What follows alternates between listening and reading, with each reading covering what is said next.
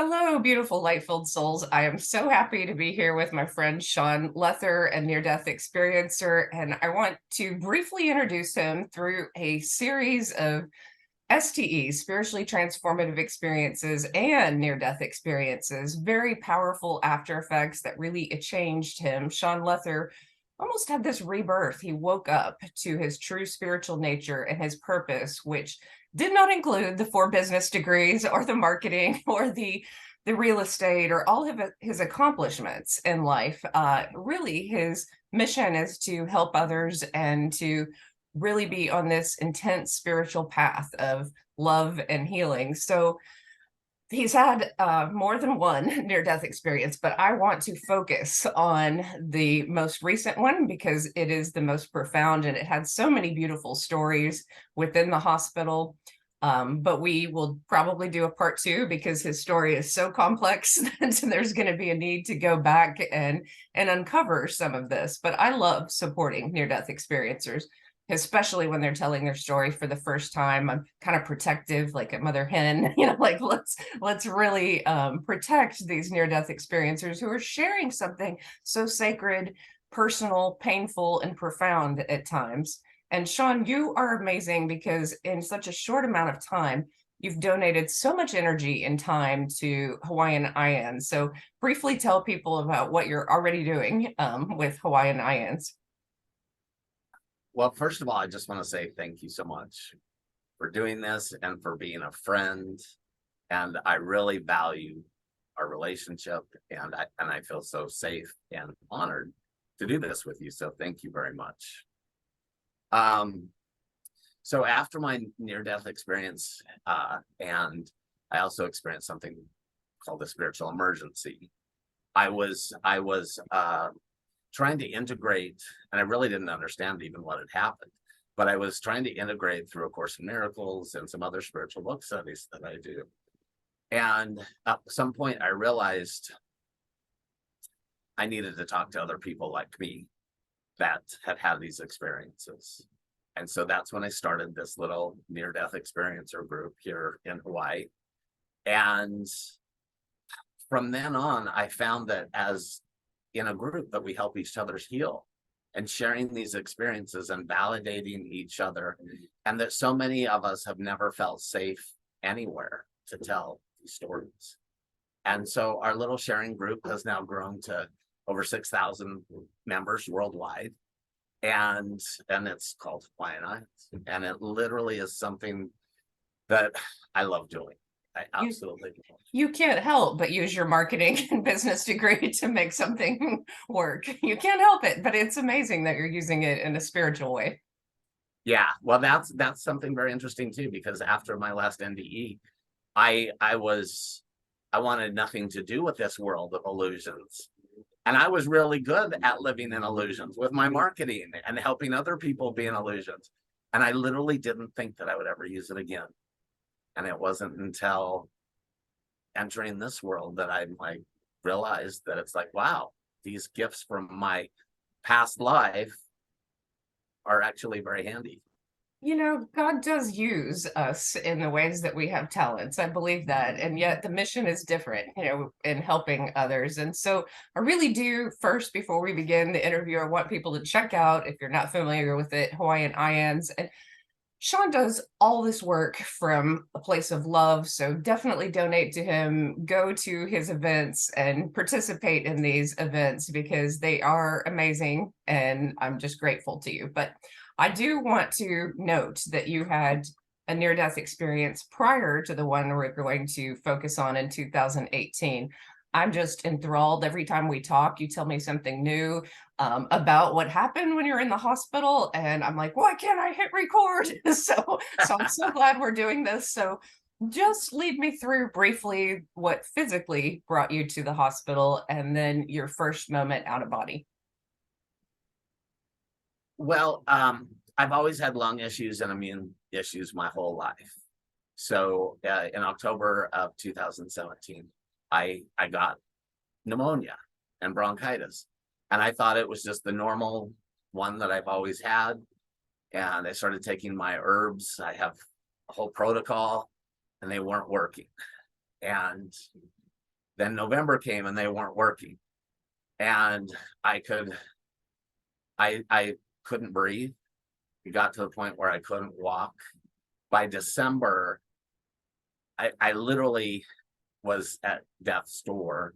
And for whatever reason, I just still couldn't admit it to myself that I was dying. And so by the time I went to the doctor, they knew immediately. And I had been living for 2 months, a little over 2 months, on 40% oxygen saturation, which most people die like under 60. So, and in the hospital, the alarm goes off when you're under 82% oxygen. So they immediately knew there was something terribly wrong. I went to the hospital. They could not figure out what was wrong. My lungs were collapsed and full of like this mucousy cement. And they couldn't figure out what was wrong. So after about 12 hours, they put me in a regular room, admitted me to the hospital. And that was when I had my first mystical experience that blew me away and still blows me away, because I'm not Catholic. I was raised Mormon. I know pretty much nothing about Catholic saints and so forth. And I had this nurse who was cleaning up my bed because I'd made a mess. I was a mess. She was cleaning up my bed, and all of a sudden we were like transported back in time. And she was like this Spanish nun, and I was in this convent type place overlooking these rolling hillsides. And she thanked me for helping her fulfill her purpose, which is to help people transition to the other side. And that just blew me away, because she's thanking me. And number one, also, I'm not dying. Like literally, I was not gonna die. But it was so weird that she thanked me. So I'll just share briefly that it took about a year. And I was doing, after my NDE, I was doing metaphysical book studies, and I wanted to learn the metaphysical meanings of Bible verses and so forth. And all of a sudden, somebody brought up St. Teresa of Avila. And it hit me. That's who it is. And I went and looked. Sure enough, that was her. And started to learn a little bit about her. But it wasn't until about 2 weeks ago that I looked at a little more into like, what was she trying to teach me? And in that first experience, when I was with her, I was looking out over this countryside, and I knew that it was like Spain or something like that. Well, a couple of weeks ago, when I was looking up where she died, I looked at, and there was that countryside literally that I saw 5 years ago with her. And it's called the Basilica of St. Teresa in Alba de Tormes. And I was blown away, because for the first time I saw that this place really existed, that I had experienced in my NDE. So pretty much after that occurred is when I started going downhill really fast. And they wanted to intubate me, which scared the heck out of me. And before I knew it, I was in the ICU, and they were intubating me. And I have never seen a doctor with so much fear on his face. He was the head of the lung clinic, and his face was telling me I was dying. And I will never forget that look, because even after the hospital, after I got out, when I had to go see him, I had PTSD so bad it took 2 months to see him. So they put me on the ventilator, and I spent a week or so on the vent. And while I was there, because of my prior NDE and everything that had happened leading up to this experience, I immediately went to the light. I didn't have a tunnel like a lot of people have had. I just immediately went to the light. And in the light was my mom, who had passed a year or so before, or a couple years before. And my nephew who had passed of cystic fibrosis. And the first thing I remember is going above my body and being there with my mom and God, which was a giant ball of light and love and complete and utter forgiveness. I was there with them, separate from them, but also part of them, looking over my body. And this was the first time in my whole life that I experienced compassion for myself. And we looked down on my body, this hooked all these tubes, literally. I remember thinking like you would like a dog who's hurt himself and wearing the cone, you know, because they're always licking the wounds and making it worse. I looked up down at myself and I thought, oh, you poor thing. What have you been thinking about yourself? And I realized in that moment that everything that I believed about myself and the world was wrong.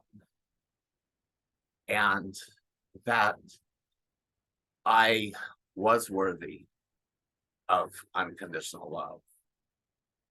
All of the false beliefs that I'd had up until that point, I realized were wrong.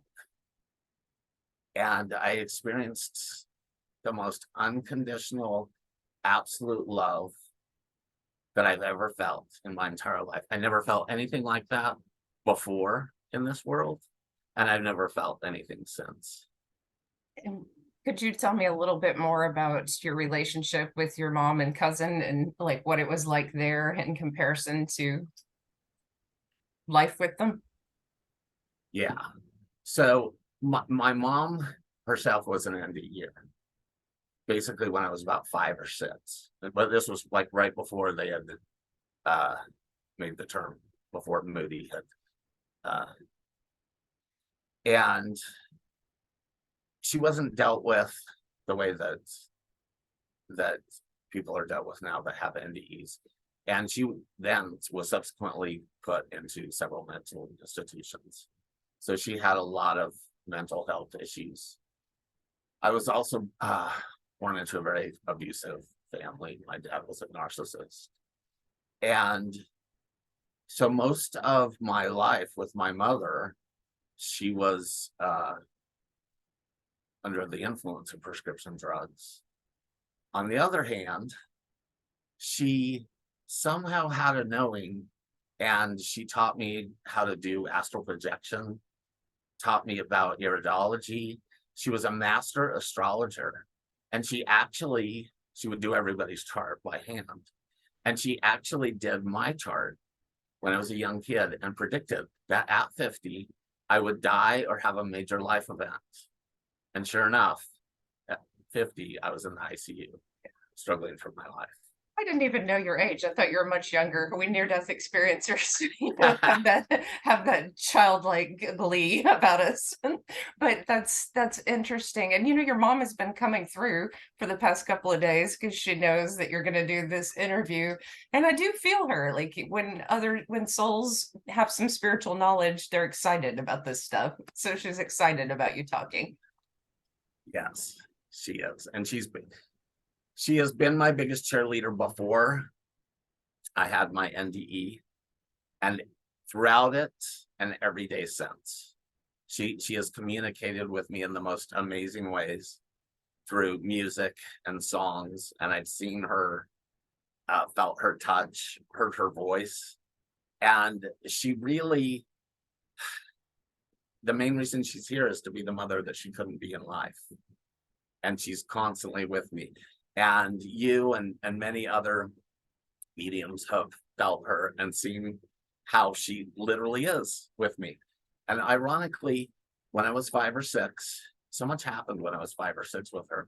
She promised me she would always be with me and that I would always know that she's here.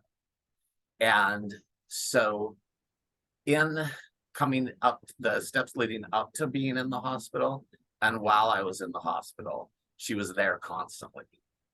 And I would be talking to her, and my sisters would say, tell mom hi. And I would say, well, tell her yourself. She's right behind you. So let's go back to that point where you felt your cousin and your mom.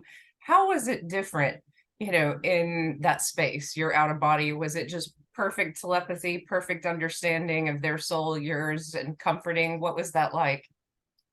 Yes. My mother had started speaking to me before that NDE, but it's complete. Then it was perfect communication, much more so than now. I mean, now it's pretty good, but then it was, it was, like the first day of school, and your mom takes you to school and is holding your hand. That's what it was like.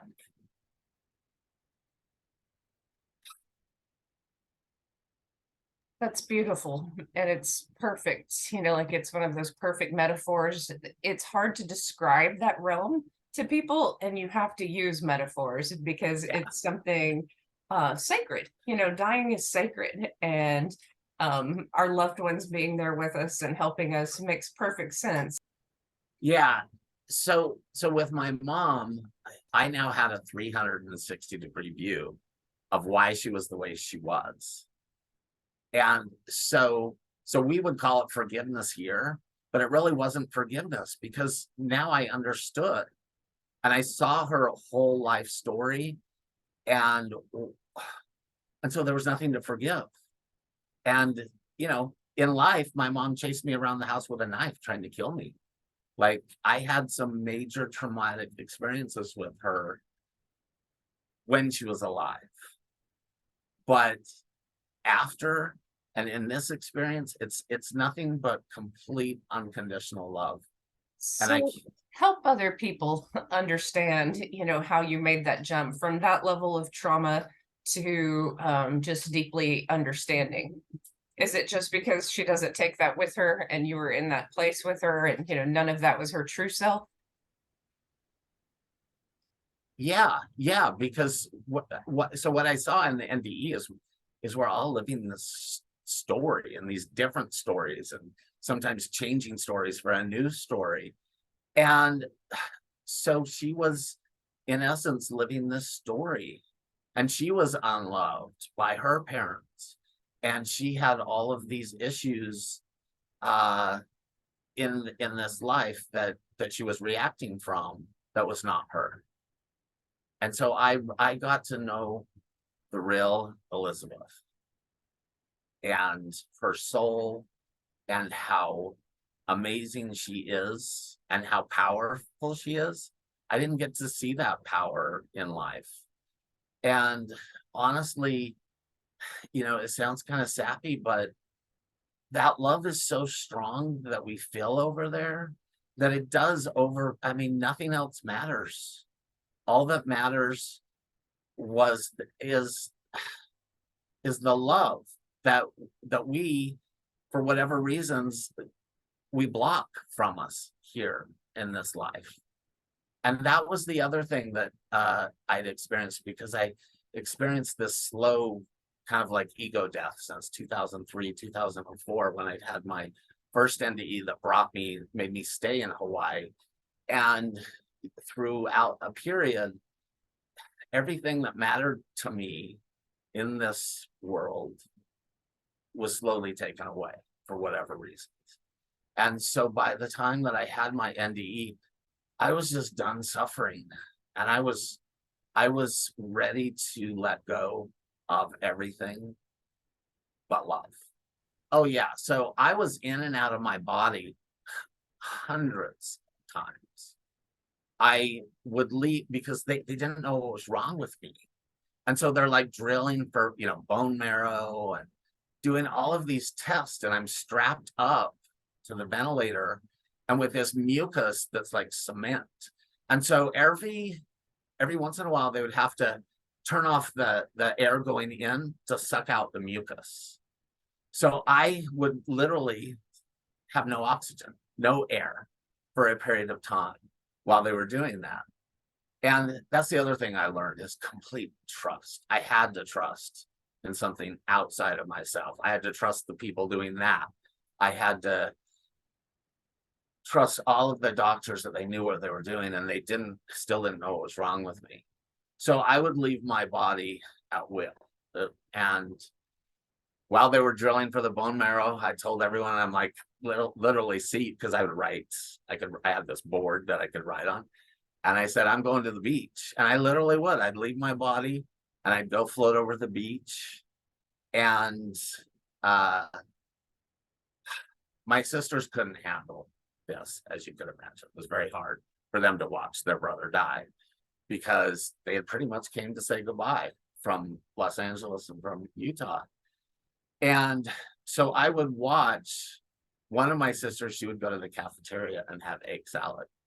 So I would leave my body and follow her there and just watch her as she's having egg salad and talking to her husband and whatever. And then the other sister, she would go to this coffee cart and have coffee. And then she'd hang out over there. So I'd literally go over there, follow her. And I spent really the next 3 months in and out of my body, like all the time. And I could go to the light at will and pretty much go wherever I wanted. So I can't help but interrupt. Tell me more. Like what did you ask the light, and what were the most profound moments? You know, I think the most profound moments for me is to see the love that people had for me that I didn't believe they had. I had experiences with people where I thought they hated me. And I was able to see, no, that they didn't at all. And whatever I was feeling from them was their own issues. And I of course, I got to see, you know, what they call a life review. And I got to see how I had impacted other people's lives. And I got to see how all the money and all the degrees and everything that I had worked so hard on before, that meant nothing. And so I got to see the lives of people, that how I had make their lives better, or you know, in some cases where I hadn't treated them well. But the funny thing was, it wasn't a judgment or anything. It was literally just like, oh, this happened and this experience. And so with some of my sisters and certain people that I hadn't even been talking to for a while, it was as if none of that mattered. Complete forgiveness. And so when I saw them, it was literally like nothing in the past had happened before. And that was, I was able to really experience that oneness with everybody. That, you know, people talk about that. But I was separate, but also part of the oneness. And that's what was really cool to me, is that I could see how, you know, we feel separate and live almost this separate existence, but how we are also one. And so I could literally experience with my mom and my nephew and God, I would be one with them, but then also separate with them and have these separate experiences. My nephew he's somebody that throughout his whole life, I'd had a very close relationship with, and taught him how to, you know, ski and ride a bike and drive a car. And we'd had this amazing close relationship. And he ended up dying of cystic fibrosis. And the most amazing experience that I had with him was when they were taking me off the vent, and they didn't know what was going to happen. And I'd already signed all the paperwork that I'm not going to stay hooked up to tubes forever. And so it's like sink or swim. I think they they thought if they could try a tracheotomy and see, but pretty much it's like sink or swim. So as they were getting ready to take out the tube, my nephew appears at the foot of my bed, and he's above the bed, and he's making me focus on him, not what they're doing and all, like, well, what if it doesn't work? All of that stuff. And he just had me focus on him. And then he puffed up his chest, like, if you know who Foghorn Leghorn in the cartoon, he puffed up his chest like that, and he was showing me to follow him. And so as he puffed up his chest, I was trying to do the same. And as they're going to bring out the tube, he puffs up his chest, showing me how, and then he like takes in this breath. And as the tube comes out, he breathes into me. And so he's showing me, he's breathing into me at the same time, showing me how to breathe. And all of a sudden, I could breathe. And it was the most euphoric feeling that I can describe, because I hadn't been able to breathe on my own for at least a month. And the oxygen, it wouldn't stay the saturation level didn't stay high, so I had to wear a mask. But that experience, this is one of the few times that I've even told it where I don't cry, because it's undescribable to literally know that the other side is breathing into me and showing me how to breathe. And it was the most incredible experience that I've ever encountered.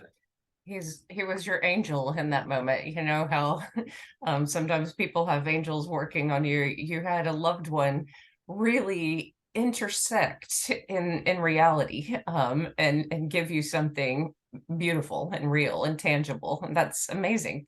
Yeah. I honestly don't think I would have breathed if it wasn't for him. Wow. And I know that he interceded.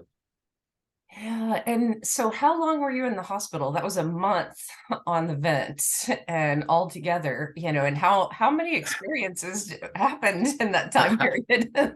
I was in the hospital for 3 months. Wow.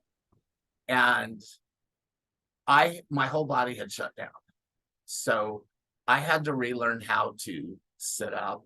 I mean, obviously to breathe, but to sit up, to eat. I didn't eat for maybe 2 months. And I then had to learn how to turn, and then, in the bed and stand up. I mean, literally, like, turning it in the bed and putting my feet on the ground was a PT lesson, physical therapy. And then the next day, like, almost stand up. And then I had to walk. And literally, we're talking every day, a little bit further, because I had two choices. I'm either going to a nursing home for people that, can't, they're catatonic or whatever, or I'm going to get to go to the rehab of the Pacific. But I had to work to get there. And so during those periods, I had these literally living angels would come and give me blessings. And I was, of course, leaving my body at will. And so the first time that I was able to walk, had a walker, and they unhooked me from all the stuff, and I was gonna leave the room and walk. So as I left the room and start walking down this hallway, all of a sudden I left my body. And I was looking down at myself from behind. And it was so surreal to watch this body that had shut down to die, that is like coming back. And it was me. That was the most wild thing, to literally be behind myself. Like, I don't know what was powering the body, because I was outside of it. But I experienced several months of that kind of. Interesting. And so do you think those were trauma-induced, out-of-body experiences where it was just so painful to be in the body? Like I had a few of those, or was there a greater piece of just like, I'm not my body? Yeah, it was peace. So because when I Oh, was in the ICU, there was trauma, like when they're drilling yeah, for bone marrow, because it's supposed to be really painful. yeah. Um, I was out of there. So I don't know if it was painful because but no, this was literally I could just leave my body at will. And I think it was for me to keep experiencing, you know, I honestly don't know like why. But I think that to experience the power of all this help that we have from the other side. And I mean, because I kind of made it. If it wasn't for my mother and my nephew and several other people that I now just call the gang, and Tell me more about the gang and the angels. so some of them I actually don't even know who they are yet. But one is a friend who he died about 25 years ago with full body cancer. And he's one of them. I have some very powerful guides that I actually don't even know their names, but they're really powerful and strong because I'm kind of stubborn and I need lots of proof. And so they made sure to give me lots of proof. And I have one of my grandmothers, and I'll just say real quickly about her is it wasn't until after I got out of the hospital and I was like feeling semi-confident that I was going to live, because literally it was day by day. The doctors, they just didn't know what's going to happen. But it was a couple of months outside of the hospital, and all of a sudden my grandmother came, and I got scared because I thought, oh crap, they've let me say my goodbyes and and all this stuff, and now it's time to go. And so I was actually scared, very scared. And I asked her, why are you here? And she said, can't I just love you? I'm here to just love you. And that was so powerful for me that they're just here to love us. And it's our false beliefs that push them away, our fears, like I was doing to her. Why are you here? And she's like, I'm not here to take you. I'm just here to love you. So I had literally about 2 years of those kind of experiences that of help from the other side. And I would see these angels appear in human form. A couple of people I actually had to pinch because what they were telling me stuff that only God and I know. And it was, so I wouldn't be here today if it wasn't for help from the other side, literally. So tell me a little bit about how you were able to leave the hospital. I know that doctors who looked at your lungs were kind of amazed that there was as much healing as there was. Yeah. I know that I have a purpose. And I knew that I hadn't done it. Now I didn't necessarily know what the purpose was, but I was given the chance. I could have gone home, but I was given a chance to come back because there's a lot of stuff that I came here to do. And I feel like I get to cram multiple lives in one. And so it really was the sheer wanting to live that it made me fight so that I was not going to that nursing home. And the help again from my mother and the other side that made sure that I survived. So in the ICU, there's this song that's played, and it's by Daniel Goki, and it's Tell Your Heart to Beat Again. And this song literally became my theme song. And this, if I can, I'll just read you a few, if I can find it, a few, okay, maybe I won't. Oh, wait, there it is. So this song is, I'm in the ICU and I hear faintly the song playing. And it says, you're shattered like you've never been before. The life you knew in 1,000 pieces on the floor. And words fall short in times like these when the world drives you to your knees.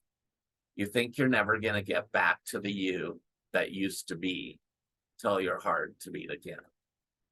Close your eyes and breathe it in. Let the shadows fall away. Step into the light of grace. Yesterday's a closing door. You don't live there anymore. Say goodbye to where you've been and tell your heart to beat again. Beginning, just let that word wash over you. It's all right now. Love's healing hands have pulled you through.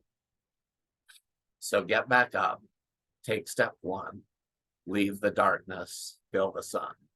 Because your story's far from over and your journey's just begun. Tell your heart to beat again.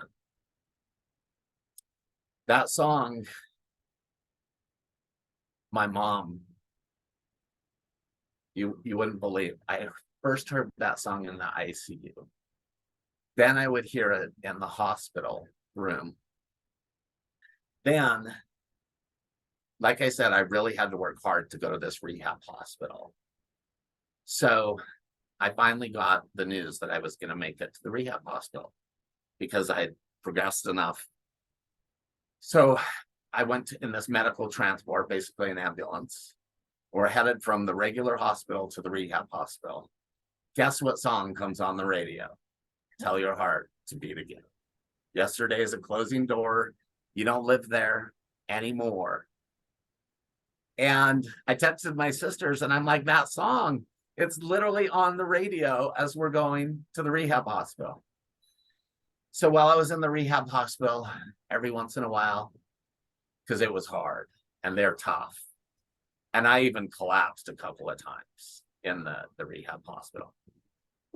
But every time I would collapse or felt like giving up, I would hear the song again. Yesterday's a closing door. You don't live there anymore. Tell your heart to beat again. So when I got out of the rehab hospital and I came home, it was March 10th. So a week ago, 5 years. And I'd started dying in October of 2017, went to the hospital by January of 2018, got out March 10th. I come home, get to spend the weekend in my own place for the first time. Monday morning, the medical transport comes to pick me up to take me to physical therapy. I walked in, I go down to the door on my walker, down to the lobby. And what song is playing? They have the door open. Tell your heart to beat again. Yesterday is a closing door. You don't live there anymore. And that was the biggest message for me of this whole experience, that I have really lived a trial by fire, especially over the last 20 years that brought me to Hawaii, almost 20 years, and had this slow ego death, and everything that I thought mattered to me had been stripped away. And we're talking everything: photos, animals, furniture, possessions, all of it gone. And that whole experience was literally a washing away of this old life that really wasn't even true. And so I feel like it was more of a rebirth and a confirmation of a trial by fire. And since then, I'm just grateful and excited to live. And I don't have, I'll just briefly say, back in 2003, when I had everything that I thought we're supposed to have, I had 4 degrees, graduated with honors, made a ton of money. I had 13 houses. I was in my house in Big Bear. I just made a ton of money the last few months, and it was Christmas. And I had just put in all new biking appliances. And I had all the Christmas ornaments because I love Christmas. And it snowed, which is the icing on the cake, right? And my family was coming, and I had a Hummer, the big Hummer, you know, the big military ones. And I just put in satellite radio. And I got up early, and I went to drive around the lake because there's fresh snow. And so I put in the song Believe by Cher.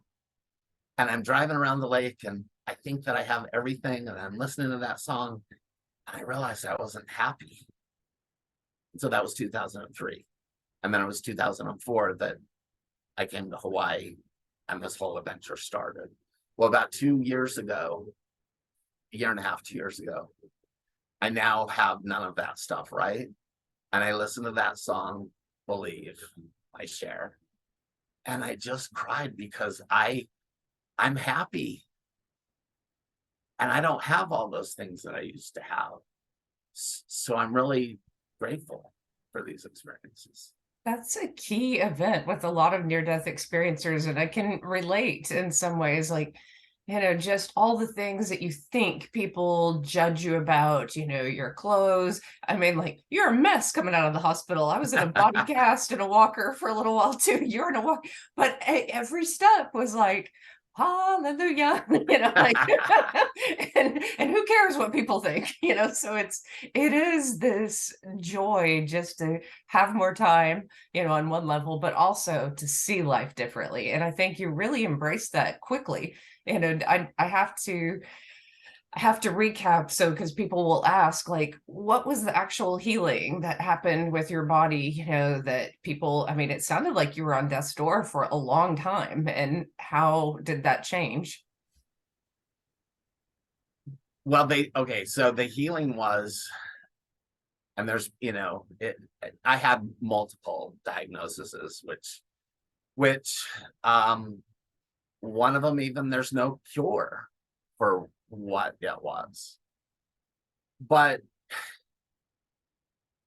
so I'm a big student and teacher of the Course in Miracles, and I also experience those principles to be true on the other side. And so the thing that I realize is that healing my mind of all those false beliefs was the key, and it is the key, and that my body's following. And so but I had this knowing too. I mean, in spite of what they all thought, but I did have this period where I wasn't sure. It wasn't until my nephew breathed into me and I could breathe on my own that I'm like, okay, they're going to let me stay. Because literally I went through this whole period of not knowing. And so, yes, my lungs, basically the lung doctor, he said this is an absolute miracle. Because they couldn't even see the tubes. The mucus was so thick. And nobody knew, like literally they just didn't know. And I had multiple forms of pneumonia, some forms of pneumonia that are very rare that they haven't seen for a long time. And literally the power of prayer. I had, I grew up Mormon, and I believe the power of prayer. It doesn't matter who's doing it. It doesn't matter, if it's a religion you don't believe in or whatever. I just, it's like, bring it on. And I would have literally janitors and stuff. They'd come and pull the curtain and like give me these blessings. And everywhere I turned, people were giving me blessings. And it was truly the power of the other side, and hope and perseverance. Because, if I look back, it's like one thing I never let go of was hope. I always had hope. And knowing that I had this greater purpose, that there was things that I hadn't done. And I wouldn't say now that I know it a huge major purpose. But now my purpose, I realize I'm just listening. I'm following the breadcrumbs, leading these experiencers sharing groups and doing speaker events. And I'm listening. And that's the big key to me that I feel is my purpose, is to listen.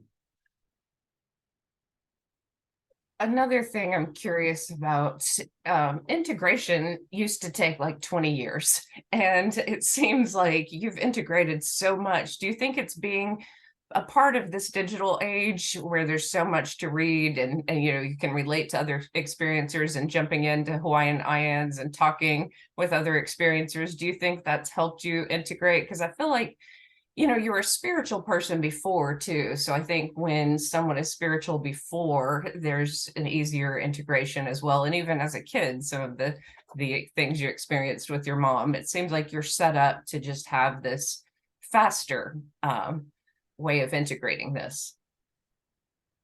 Yeah, well, yeah. And I realize now that the thing, somehow my mom knew when she was young, or when I was young, that she somehow knew to set me, to make me be open. I think that's one of the biggest gifts that she gave me, is to be open.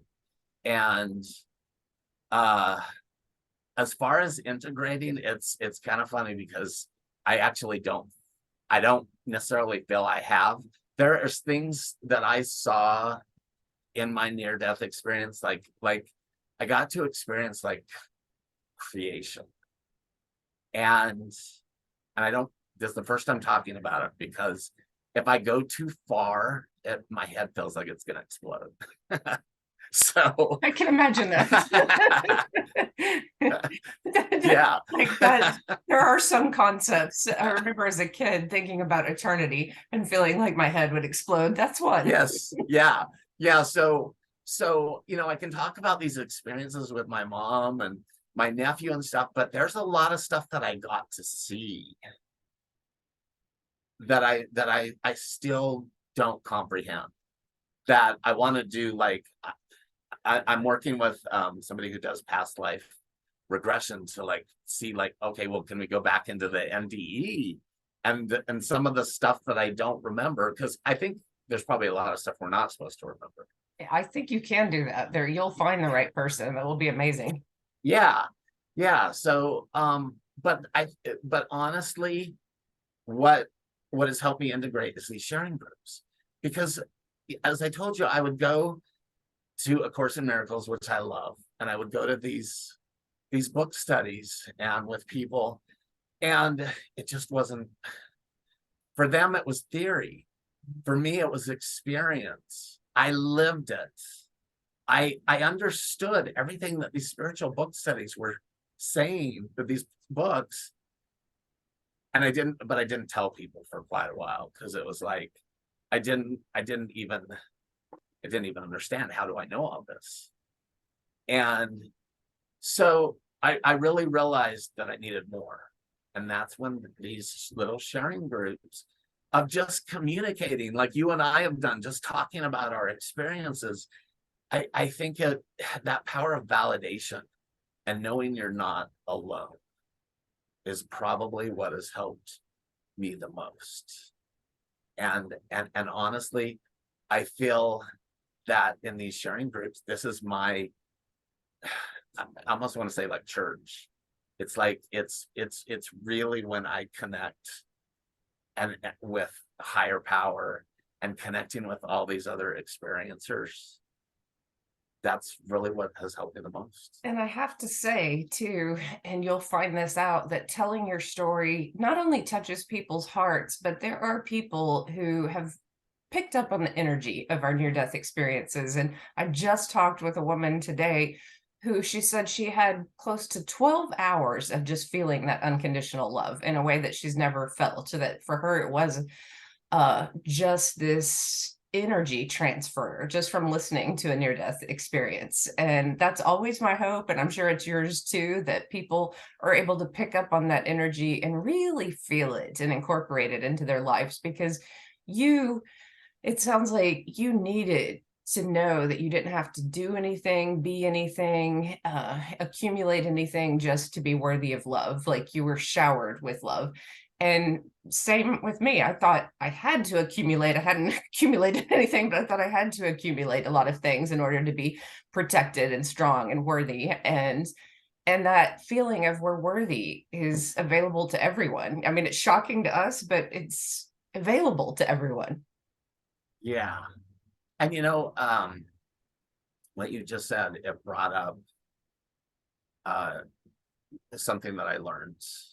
So after a couple of months of getting out of the hospital, I realized that I needed not that I also wanted to talk with people who had terminal illnesses and who had PTSD groups and so forth.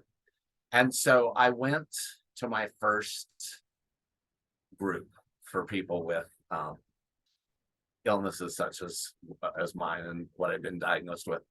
And what was so amazing is I got my walker and my handy van, which is the medical transport, and I go to this place and I see these people that have had years and decades of health issues.